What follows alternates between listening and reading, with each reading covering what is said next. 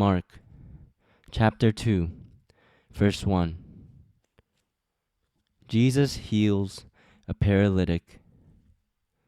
A few days later, when Jesus again entered Capernaum, the people heard that he had come home. So many gathered that there was no room left, not even outside the door. And he preached the word to them. Some men came, bringing to him a paralytic, carried by 4 of them. Since they could not get him to Jesus because of the crowd, they made an opening in the roof above Jesus and, after digging through it, lowered the mat the paralyzed man was lying on.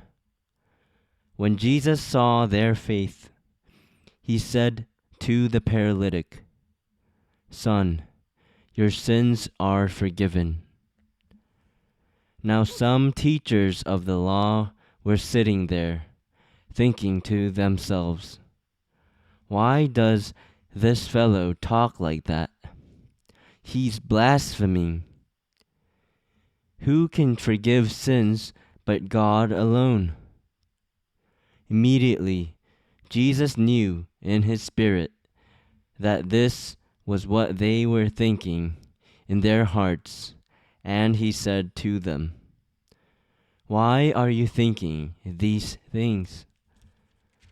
Which is easier, to say to the paralytic, 'Your sins are forgiven,' or to say, 'Get up, take your mat and walk'?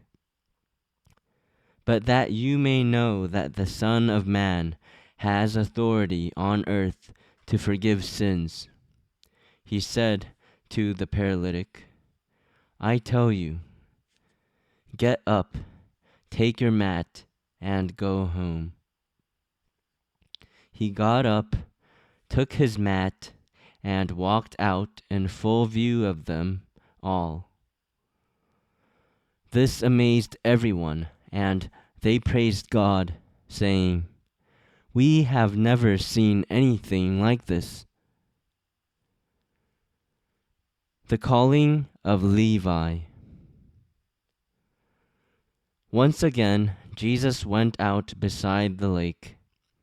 A large crowd came to him, and he began to teach them. As he walked along, he saw Levi, son of Alphaeus, sitting at the tax collector's booth. "Follow me," Jesus told him, and Levi got up and followed him. While Jesus was having dinner at Levi's house, many tax collectors and sinners were eating with him and his disciples, for there were many who followed him. When the teachers of the law, who were Pharisees, saw him eating with the sinners and tax collectors, they asked his disciples, "Why does he eat with tax collectors and sinners?" On hearing this, Jesus said to them, "It is not the healthy who need a doctor, but the sick. I have not come to call the righteous, but sinners." Jesus questioned about fasting. Now John's disciples and the Pharisees were fasting. Some people came and asked Jesus, "How is it that John's disciples and the disciples of the Pharisees are fasting, but yours are not?" Jesus answered, "How can the guests of the bridegroom fast while he is with them? They cannot, so long as they have him with them. But the time will come when the bridegroom will be taken from them, and on that day they will fast. No one sews a patch of unshrunk cloth on an old garment. If he does, the new piece will pull away from the old, making the tear worse. And no one pours new wine into old wineskins. If he does, the wine will burst the skins, and both the wine and the wineskins will be ruined.